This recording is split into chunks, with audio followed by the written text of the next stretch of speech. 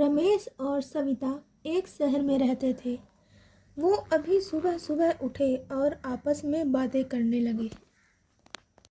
रमेश की पत्नी सविता बोलती है, सुनो जी, आज हम मटर पनीर और चावल बनाने वाले हैं, तो बाजार जाकर कुछ सामान ले आइए ना।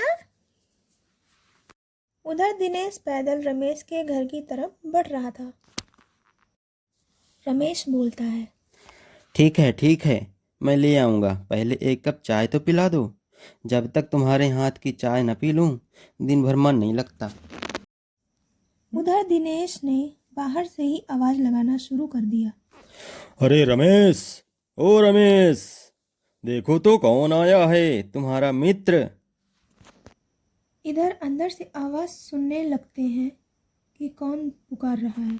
दिनेश बोलता है, अरे तुम्हारा मित्र दिनेश हूँ, दरवाजा खोलो तो सही। बोलता है, अरे ये बड़े सुबह से कौन आ गया? और दिनेश, अरे ये तो शायद मेरे मित्र हैं क्या, जो मेरे गांव का यार है।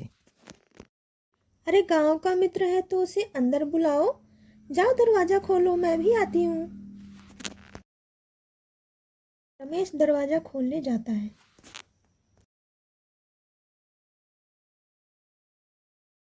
फिर रमेश और सविता दिनेश के पास घर के बाहर जाते हैं। दिनेश बैग लिए बाहर ही खड़ा था।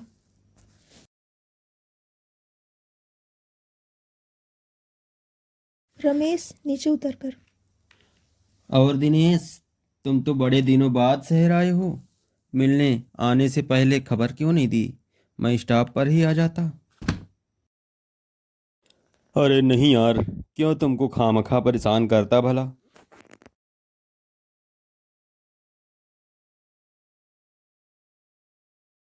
रमेश सविता से, देखो सविता, मेरा मित्र मुझसे मिलने गांव से शहर आया हुआ है। अरे अंदर तो आओ भी, सारी बातें यहीं खड़े खड़े कर लोगे क्या? तीनों अंदर की ओर चल देते हैं। तीनों लोग अंदर। दिनेश, तुम चलकर आए हो, जाओ थोड़ा आराम कर लो। हाँ भाभी, थक तो गया हूँ मैं बहुत ज़्यादा। अब थोड़ा आराम कर लेता हूँ। ठीक है दिनेश, जाओ सोफे पर थोड़ा देर बैठकर आराम कर लो, फिर मैं नाश्ता बना देती हूँ, और नाश्ता करके तुम शहर घूमने चले जाना। दिनेश सोफे पर जाकर आराम करता है और फिर थोड़ी देर बाद रमेश उससे बोलता है, अच्छा दिनेश, बहुत देर आराम कर लिया। अब जाके तुम फ्रेश हो जाओ, ठीक है? फिर चलते हैं शहर घूमने। अच्छा दोस्त, चलते हैं। मैं भी कुछ देर फ्रेश होके आता हूँ। दिनेश फ्रेश होने के लिए चला जाता है। रमेश थोड़ा सा उदास सा हो गया और पत्नी के पूछने पर उसने बताया, दिनेश बहुत कंजूस आदमी है। जब भी आता है बहुत खर्चा करवाता है, परंतु खुद कभी खर्च नहीं करता। आप फिक्र मत करो जी, मैं आपको एक। इतने में दिनेश वॉशरूम से बाहर निकलता है।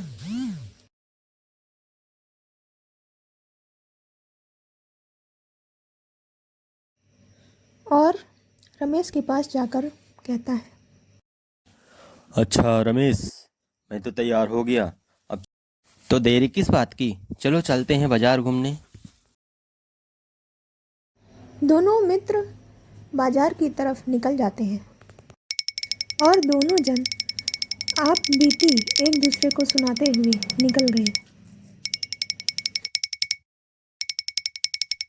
कुछ ही देर तक चलते हुए ये दोनों एक होटल के सामने रुक जाते हैं।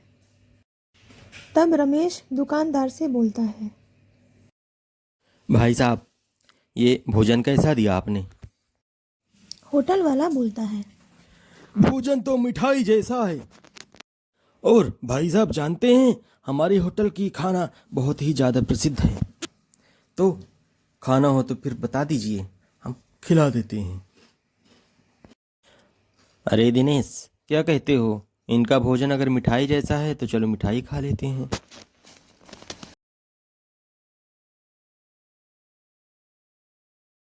दुकान वाला दोनों दोस्तों को पलट पलट कर देख रहा था।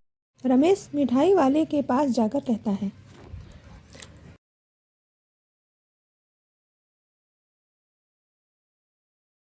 भाई साहब, ये मिठाइयाँ कैसी हैं?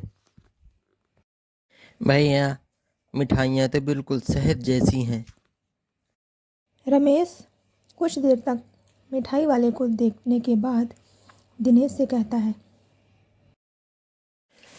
अरे दिनेश, जब मिठाइयाँ शहद जैसी मीठी हैं तो शहद ही ले लेते हैं। चलो चलते हैं। दोनों दोस्त मिठाई वाले को छोड़कर शहद की दुकान की तरफ चल देते हैं।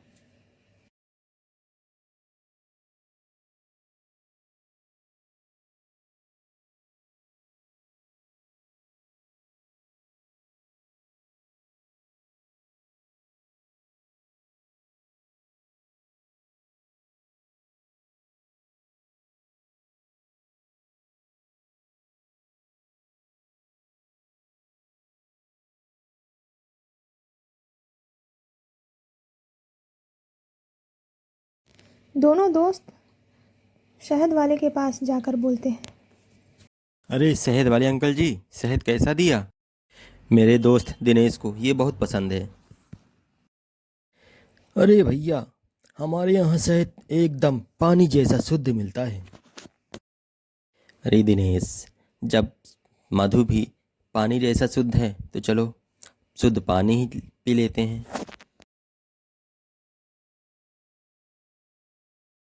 दोनों दोस्त शहद की दुकान से भी निकल जाते हैं और एक बड़े जलाशय के पास जाकर रुकते हैं। लो दिनेश, पानी ही पी लो, इससे शुद्ध भोजन कहीं न मिलेगा। कंजूस दिनेश को अपनी गलती का एहसास हो गया। वह समझ चुका था कि यह उसे सबक सिखाने के लिए किया जा रहा है। दिनेश को अपने किए पर बहुत पछतावा हो रहा था और वह रमेश के पैरों पर गिरकर उससे माफ़ी मांगने लगा।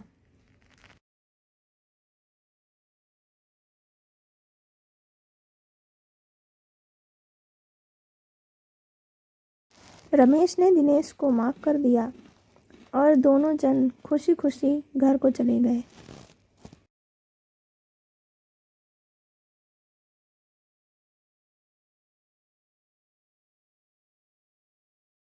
दोनों ही दोस्त बातें करते हुए घर को पहुंच गए और वहां पत्नी ने बहुत ही स्वादिष्ट खाना बना कर रखा था। अरे सविता, मैं दिनेश को घुमा के घर ले आया हूँ। अच्छा अच्छा जो खाना बना के रखे हो वो चलो दिनेश के लिए और मेरे लिए परोसो। मैं थोड़ी देर आराम करूँगा, फिर खाने जाएंगे।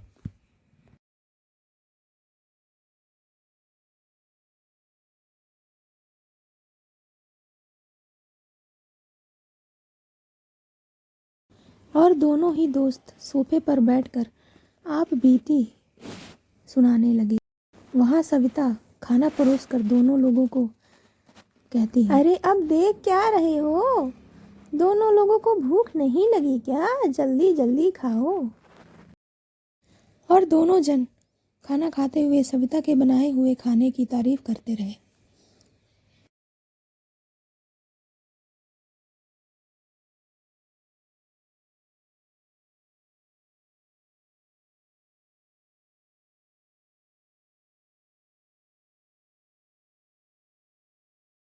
अरे आपका खाना तो हो गया, लेकिन दिनेश भैया तो अभी तक खा रहे हैं।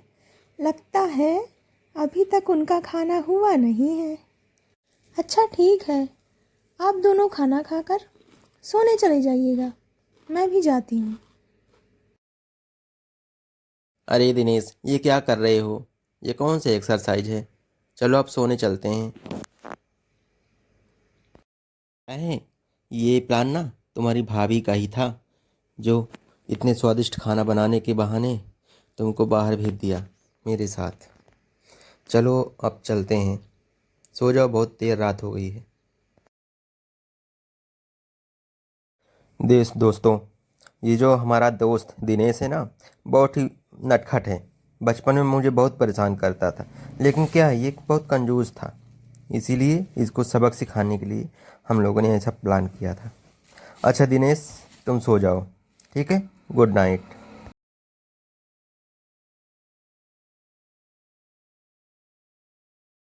हेलो दोस्तों, अगर ये कहानी आपको अच्छी लगी हो तो हमारे चैनल को सब्सक्राइब करें और लाइक करें, जिससे हमें आपके लिए और अच्छी अच्छी कहानियाँ लेकर आने में प्रोत्साहन मिले।